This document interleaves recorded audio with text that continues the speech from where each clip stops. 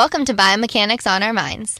My name is Melissa Boswell. And I'm Hannah O'Day, and we're Ph.D. students at Stanford University. This podcast is brought to you by the International Society of Biomechanics. It's time for Boom. Welcome to Boom, where we have Biomechanics on our minds. Boom. Boom.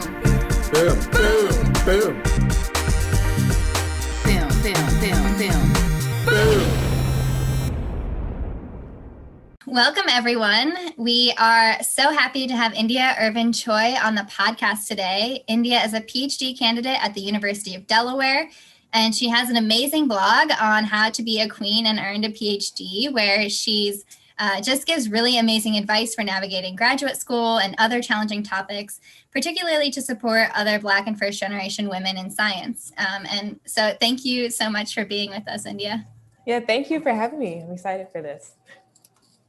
And to start, we'd really love to hear more about what first got you interested in science and being a biomedical engineer in particular. Yeah, so I actually wasn't interested in science until the end of high school, which is like super late, at least compared to what I've heard other people say. Yeah. So I actually always wanted to be a teacher because I wanted to have summer vacation for the rest of my life, which is still a great idea. Sense. Yeah. I was like, I can do that. That's okay with me. But after a while, I realized that I actually just didn't like being in a classroom, that I wanted to do something different. And at the time when I was in high school, I watched a lot of reality TV. Like that was like the big thing. And I saw a ton of Black women that were starting their own businesses on like Basketball Wives, and there was like Love and Hip Hop and like all these shows that came out, and everyone had their own business. And I was like, that is perfect. I want to have my own makeup brand. Like that's what I want to do. Yeah. And I was always good at math and science, but I never even considered a career in science up until I think it was probably my junior or at the beginning of my senior year. And I was talking to my dad and I was like, yeah, I'm going to start my own business. Like, that's what I'm going to do. And he was like, well, he knew that I was good at science too. And he was like, well, you know, chemical engineers are people who actually formulate makeup.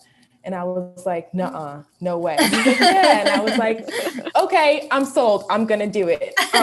So, I mean, I like chemistry a lot. And I had actually a Black woman AP chemistry teacher, and she like really pushed me into just investigating like chemical engineering. And again, for a while I wasn't sold on it, but when I heard that they made makeup, I was like, oh, okay, this is the job for me. That's for me. Yeah. So might not get the summers off, but okay. Right. At least so, I can make to play in makeup. It's a pretty good balance. Like I like that. So I had applied for chemical engineering programs when I was in high school. And I think what was really difficult for my like application phase was I was looking for schools that would allow me to play both field hockey and do engineering. And a lot of schools didn't allow me to do both. So I really wanted to go to my undergrad, which was Brown University. And they were only a school that would allow me to do both field hockey and engineering, except I didn't get into the chemical engineering program. So I ended up going in as a exploratory studies, which is fancy for undecided. And I transferred into biomedical engineering my second year. So when I was a sophomore. I love that you knew that you wanted both of those things and that you were able to like find a way to fit both of those in. Like both of those passions. Yeah, a lot of people actually told me that it was impossible, that I wouldn't be able to do it. And I was either being recruited by like pretty top schools, or I was being given applications for engineering programs. So a lot of people wanted me to choose just one. And I was like, nope, I'm going to do both.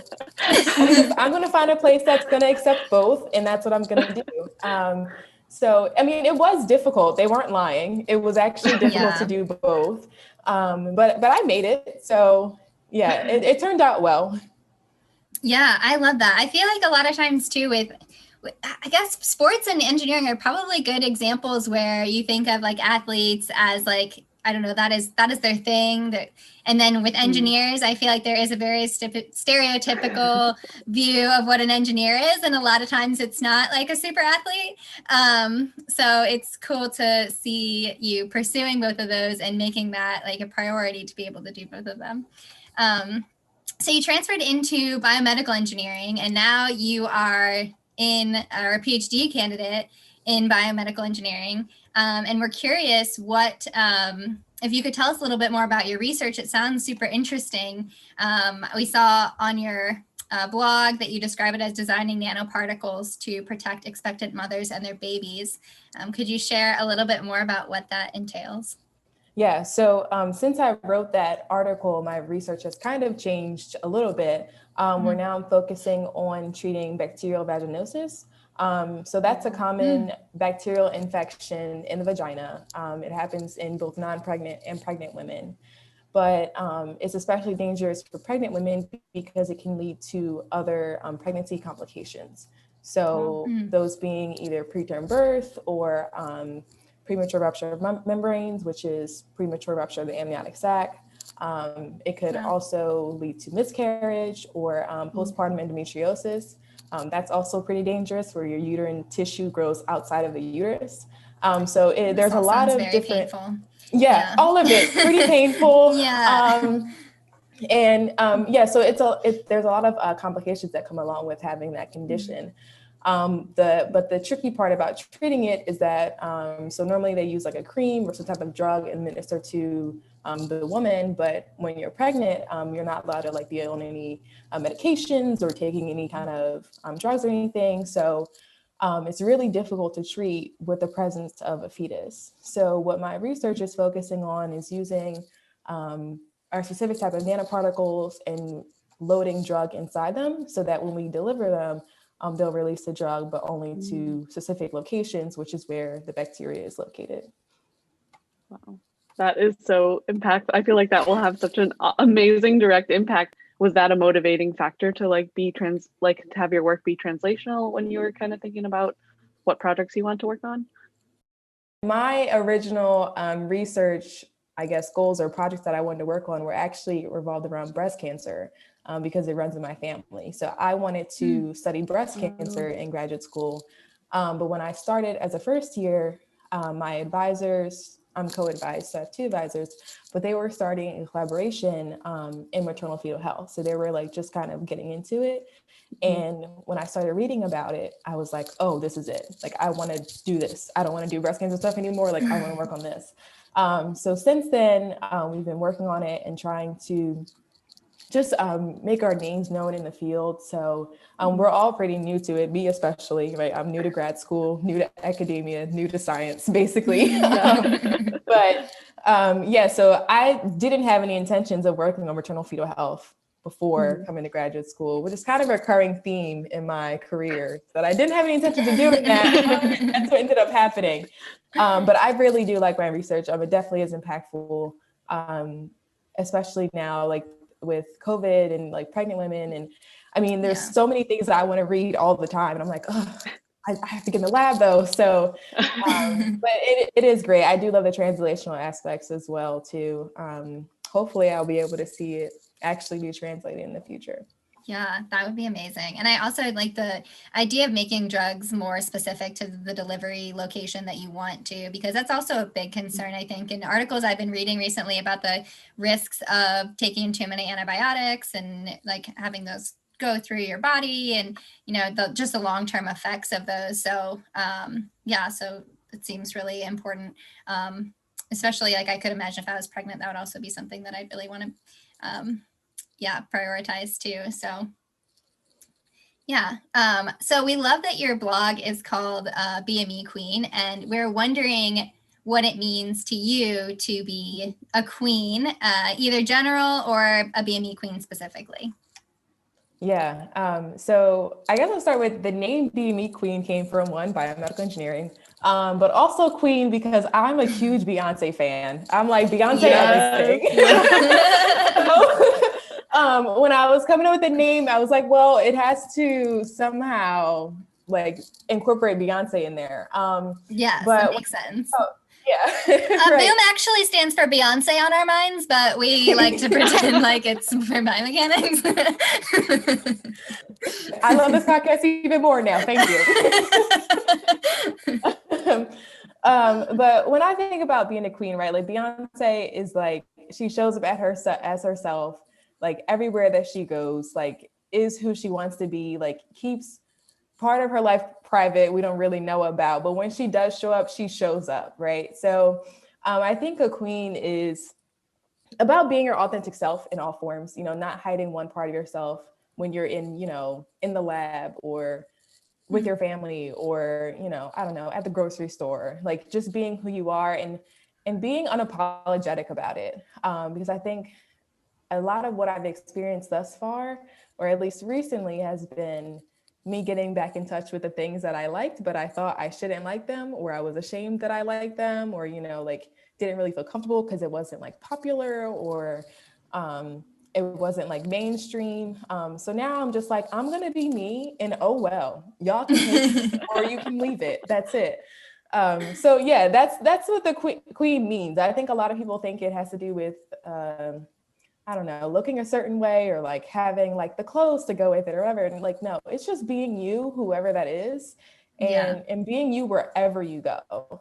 Yeah. I love that. And when you say that now you are more, I guess going back to the things that like make you and like maybe, liking things that aren't mainstream or popular, but now kind of owning it. Can you give like an example or two of like what maybe one of those things are to you? Yeah. So recently I've gotten back into yoga.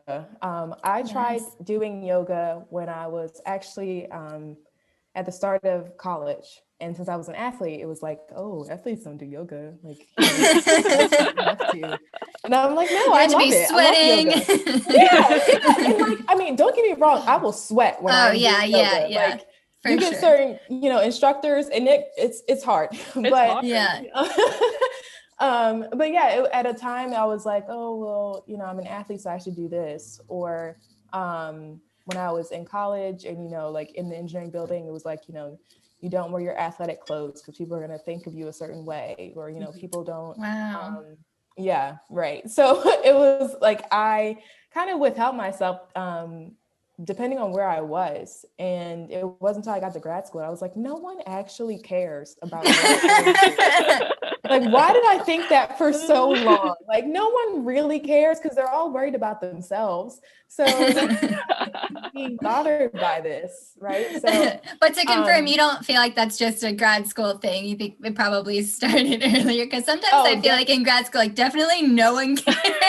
Oh no, everyone's just like trying to remember to eat every day and like go at, appropriate hours. Like no one actually cares in grad school.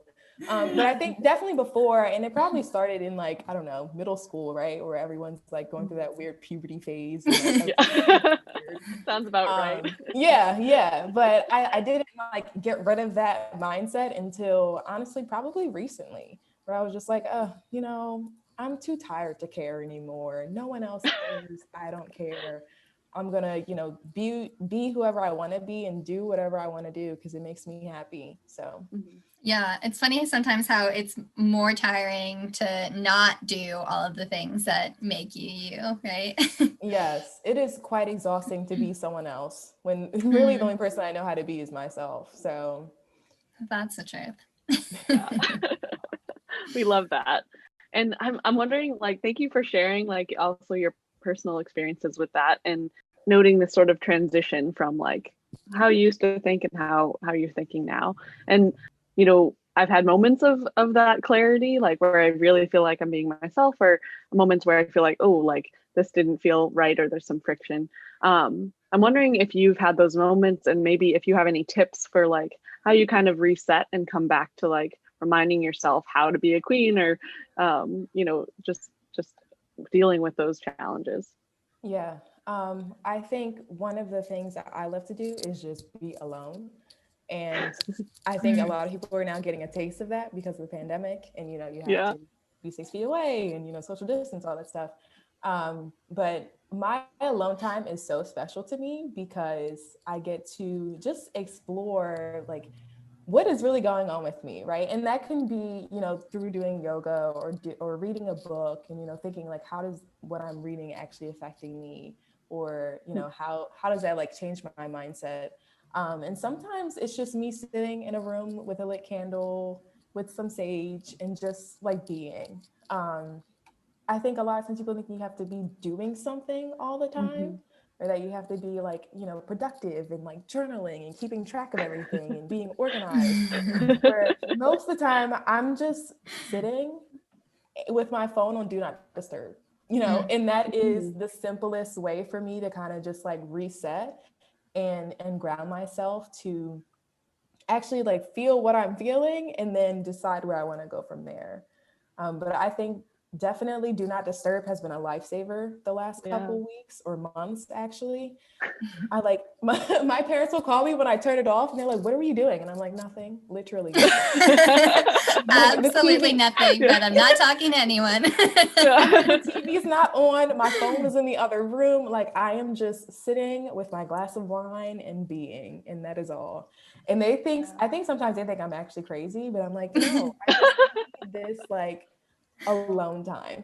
And I think it's kind of odd too, because in graduate school, like you're alone a lot, but you're not really with yourself, right? Like, you may be in the lab, like doing something by yourself, but you're not really paying attention to yourself or like what you're feeling or what you're thinking or like how you fit into, the space or the world or whatever. Yeah. And if you are, that's almost against whatever you're probably trying to get done. Exactly. If you're doing it, you're probably like ruining an instrument somewhere. Oh my gosh, I forgot I left this running. Like, so I have tried to do that more often. Of course, not when I'm around equipment or in the lab at all, but just like being by myself, like really helps.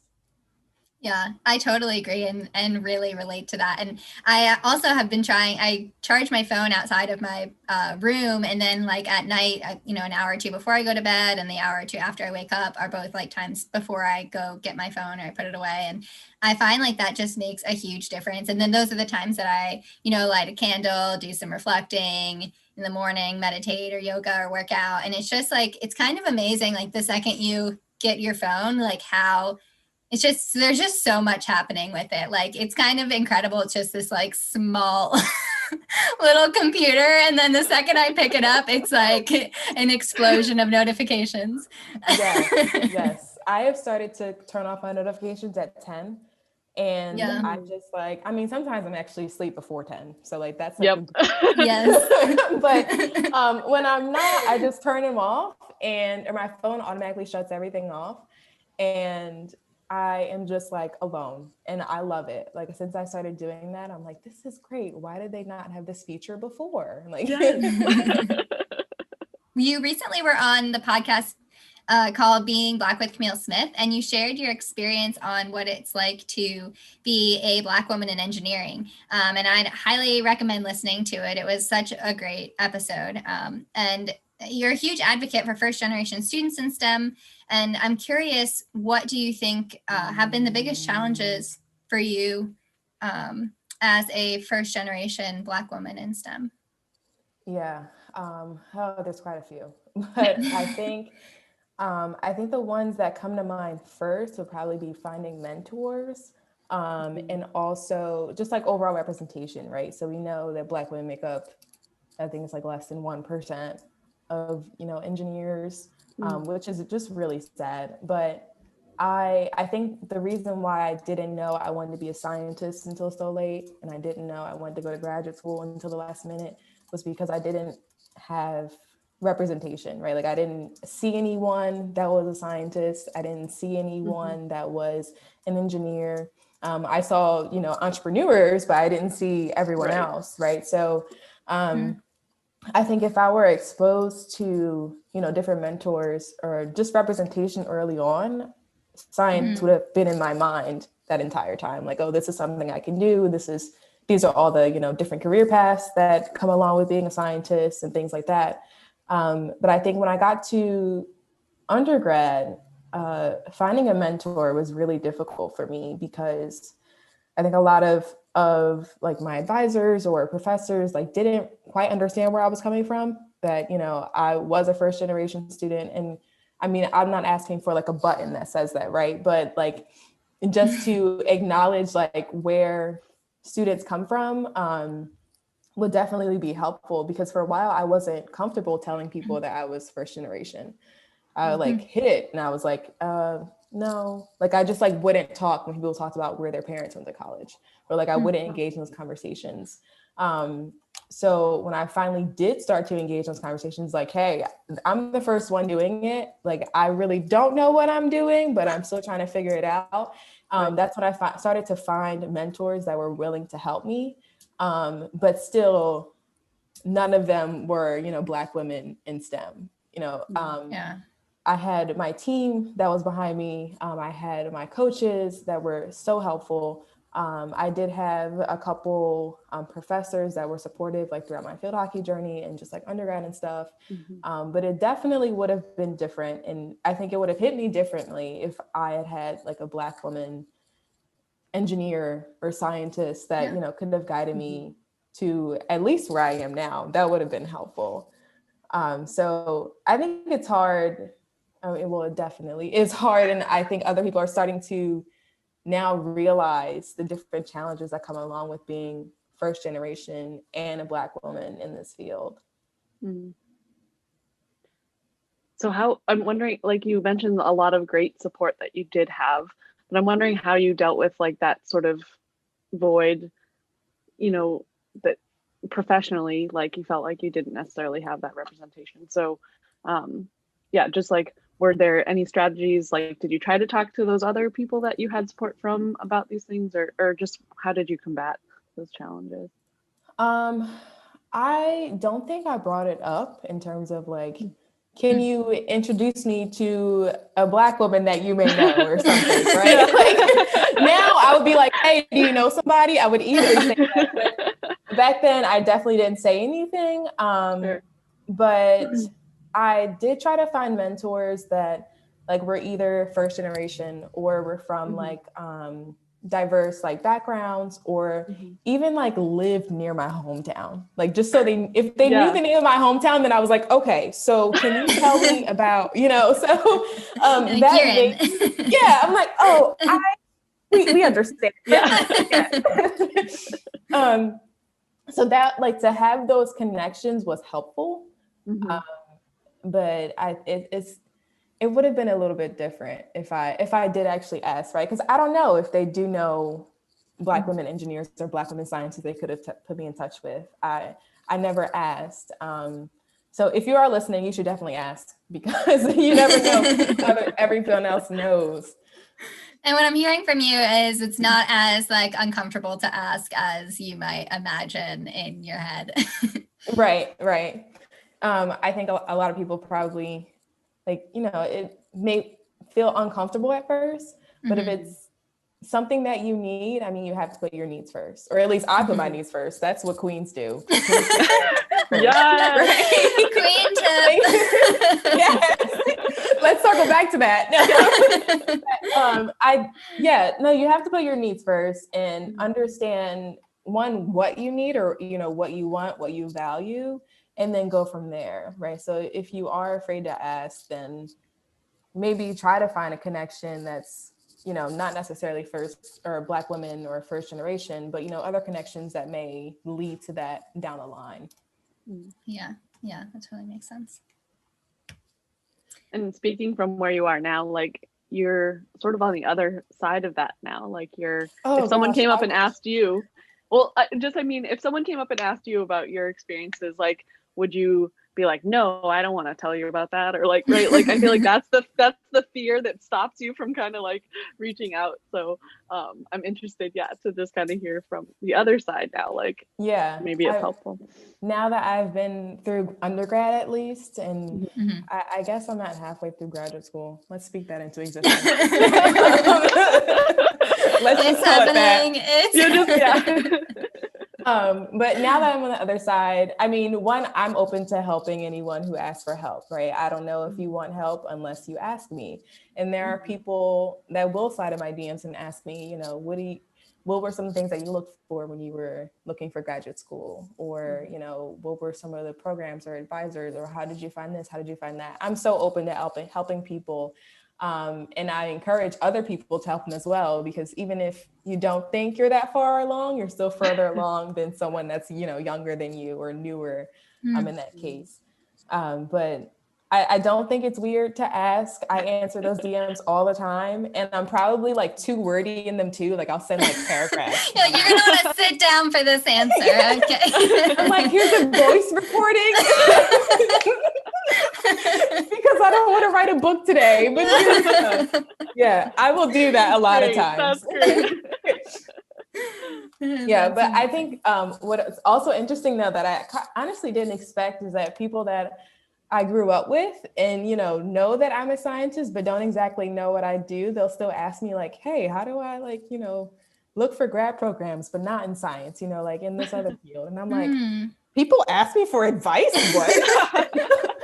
Advice that's actually not science? Oh my gosh. Like, I don't even think I can give out science advice, but like this, oh, thank you. I'm honored. They recognize the Queen status. Yeah. Yes. That's amazing. And you give such amazing tips on your Instagram. And you also give tips, kind of what we're talking about being like the only, that's in quotes, in your workplace. And you talk about one of your biggest tips is to find a community, which is really great advice. And I think like a lot of other women in science and engineering, I've been in a situation where I was the only woman on a team, and sometimes have this like underlying feeling of sort of being like the token woman, like, okay, she's on the team, like now we're diverse. And I don't know if you've ever had those feelings before, but I could imagine like as a Black woman in engineering, they might be amplified. And I guess I've been thinking like on the other hand, people are becoming more aware of the issues of underrepresentation of minorities in engineering. And there's been more of a conscious effort to be more inclusive. And I think with that, there's like this risk of maybe singling people out when trying to do that. So I'm actually wondering from your perspective, for people who are actively trying to be inclusive and perhaps reaching out and trying to support people who are part of a minority or students who are part of a minority, what do you think is the best way to do that without making them feel tokenized or singled out? Yeah, that is a really good question. I wish more people asked that question. So it took me a long time to figure out how to word it. I think that's why people don't ask it, because it's such a challenging question to ask and not have it also not be singling someone out. Right. So first, there definitely have been times, even before, you know, like recently with like Black Lives Matter movement and everything happening, there have been times where I felt like the token, either woman or Black person or Black woman, you know, the combination or all three. And for anyone that is feeling that, you really just have to validate yourself in those situations, that tell yourself that you deserve to be there because you actually do, that you weren't just given the opportunity, you earned that opportunity and you deserve to be there. So that's number one. But I think for allies, Queen tip. Yeah, I know this whole podcast is gonna be about being the queen. Yeah, that's what it is. But I think for allies, I think it's different, right? So everyone is different. Everyone feels included in a different way, just like everyone has their own like combination of love languages and stuff. And I think if more people start to think about it that way, then they'll stop looking for one specific answer, right? So with love languages, you know, you either like gifts or you don't, or, you know, sometimes you like it, but not really, or like maybe you like words of affirmation, or maybe you don't. I think it's different for everyone, but I will speak about myself. So for me, to be included is literally just to ask me if I want to attend the meeting, right? Or if, you know, I think like if we're working on a project together and, you know, Melissa, both you and Hannah come up with an idea, right? Instead of you just like automatically writing it down, just ask me, hey, do you agree with this or no? Or like, do you think we should do something else or not? Right? It's that simple as just checking with everyone and make sure they're on the same page, that it doesn't have to be, you know, a grand like, I guess it doesn't have to be anything too big, right? Like you don't have to be like, oh, tell me about your family. Like you really don't have to because some people will ask me that and I'm like, you didn't care about my family 2 weeks ago. Like, that's just weird. So, you know, being inclusive doesn't have to be like making a grand gesture. It can be something as simple as, do you want to go get lunch next week? Yeah. Or, you know, I like this restaurant, but like, you know, what restaurant do you want to go to? Right. Like I appreciate something as simple as that. And then when it comes to like research, right now, everyone is hopefully more aware of like talking over other people or interrupting. That really annoys me. I hate being interrupted. But also, I think one of the common things though, amongst, I think, allies and minorities or underrepresented groups is that a lot of times allies don't speak up for minorities when they know that something is happening, right? So like if you know someone is being talked over, interrupt the person that's talking over them and say, she wasn't finished speaking. You know, okay, can we have her, you know, say what she wanted to say or, you know, whatever it is. Yeah. And again, that's not a grand gesture. It's just speaking up for someone and acknowledging that, you know, they were talking. I think allyship is complicated, but it's not that hard. So it can get tricky, but it doesn't require like so much more extra effort that I think people think they have to do, right? People think that you have to like be like full force 100% of the time, you know, an ally, and no, don't do that to other people. You know, like it's not like that. It's just, you know, just speak up and say it, you know, like, oh, N'Dea was talking about this. Like, can you let her finish her thought? Or, hey, we should go out to lunch with N'Dea, or, you know, let's ask her before we leave, or like, you know, little stuff like that. Or I don't know, even when people set up equipment for me, like if they're using it before me and they're like, hey, I'm gonna use it, or you're gonna use it after me, like, can I just leave it up? I'm like, oh yes, thank you. That is so helpful. You know, like little things like that can make someone feel included, one, but also just make their lives easier, right? Like that's really what we're asking for, just for you to acknowledge that, you know, our journey is different and probably more difficult, but just do something, a little thing that can make it easier. And in that person's, you know, quote unquote love language, right? I love how simply and eloquently you're putting that. I think that's going to be extremely helpful for people who may be, you know, overthinking it or feeling like they need to do some huge thing. I think you're right in just being aware and being inclusive and speaking up when needed are all really great ways that are definitely doable. So we really appreciate you sharing those with us. So I want to add to that, you know, my marginalized groups, or, you know, people like in minorities, like we know whether or not you're doing the work just in talking to you, right? So you don't have to prove it. Just be where you are, you know, take in the information that you learn and try to apply it just in simple ways of everyday life. But like, you don't have to prove your allyship, just act. Yeah. It's so like, as you're talking, I feel like these are all things that like my cousin who's in kindergarten, like, see, it comes so natural to her. It's like, we didn't have to teach her anything. Yes.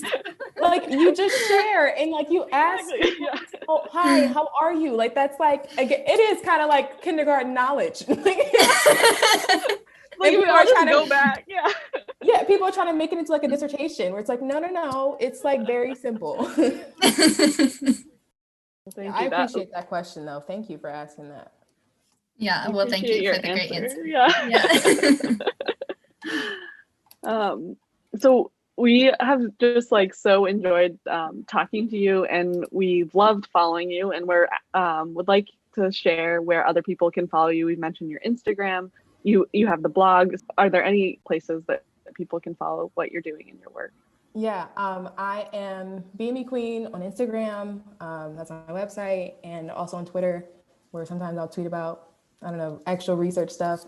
But I've recently started digging into TikTok, which I think is so fun. Like, okay, TikTok is for Gen Z, but it can be for millennials if you make it. Okay, I'm gonna have to watch yours and learn because I feel way too intimidated to put out any TikTok content. Yeah.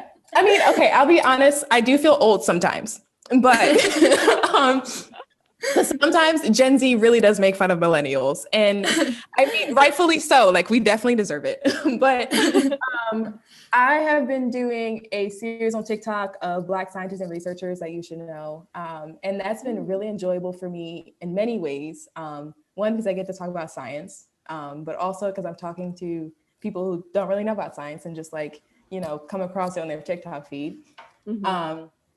But also I'm learning a lot of stuff that I never learned in school. Like it's so enjoyable for me. Like I really like it. So if you want to follow the like series, I'm BME Kween on TikTok as well. And I think they're fun. So hopefully you enjoy them. You might have convinced me to download it. We'll see. Because that sounds exciting. Here's your warning. You will download it and you will spend all of your time when you should be doing research in lab. I'm going to need to take the next week off so I can acclimate myself to TikTok. Yeah, it's a lot of fun. I like it. But sometimes I do get down the scrolling wormhole of TikTok. Yeah. Yes. It's just research, right? You're doing research for how to do your TikTok better. It's funny though, because my undergrads make fun of me like actively every day. They're like, "What are you doing? Are you on TikTok again?" And I'm like, "Are you doing your cells? Are you packaging your cells or not? Are you minding your own business?" I'm just being a queen over here. But it's fun. I like it. I think it's a fun time. That's awesome. Well, we're super excited to follow you in all those spaces, and Melissa and I will certainly learn a lot. We just like made a foray into Instagram, so we'll have to take our little steps over to TikTok too.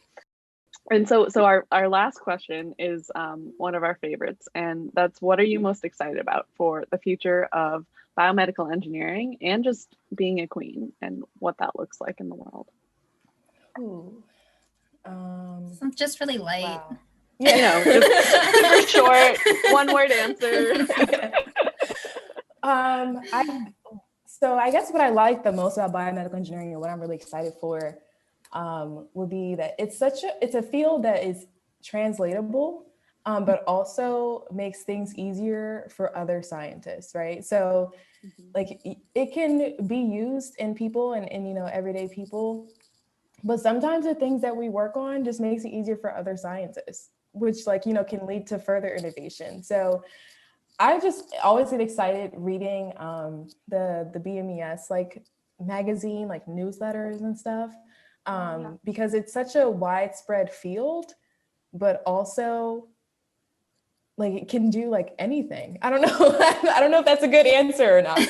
That's a wonderful answer. Yeah. Oh, but I think in terms of BME Kween, I'm excited to see, I always talk about BME Kween as if she's not me. I'm excited to see her. She's your Sasha Fierce. She is my Sasha Fierce. I'm excited to see where BME Kween goes. I definitely didn't expect this when I created her profile the first day, you know, back in May. But I'm excited to see the connections that she makes with other organizations, both you guys, podcasts, you know, other Black scientists. I mean, that's the point. That's the point of the page. That's the point of, you know, the blog and the TikToks and everything, is to connect people to science. So I'm excited to see where she goes. Hopefully she does big things. Maybe we'll see BME Kween in Forbes. I'm going to speak that. Whoa! Wow, don't forget about us.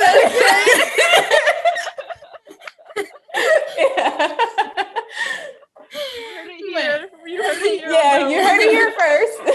We're rooting for you. We definitely are. This has been such a pleasure. This has been really, we've learned a lot, but also just had such a good time. So we really appreciate you and everything you're doing for the scientific community, and for students who are looking up to you, and for everything that you do. So thank you, N'Dea. Thank you. Thanks again for having me. Yeah, your energy, this conversation has just been such a happy and uplifting thing. So thank you. Good. I mean, that's what a queen does, right? Queen tip. One final queen tip.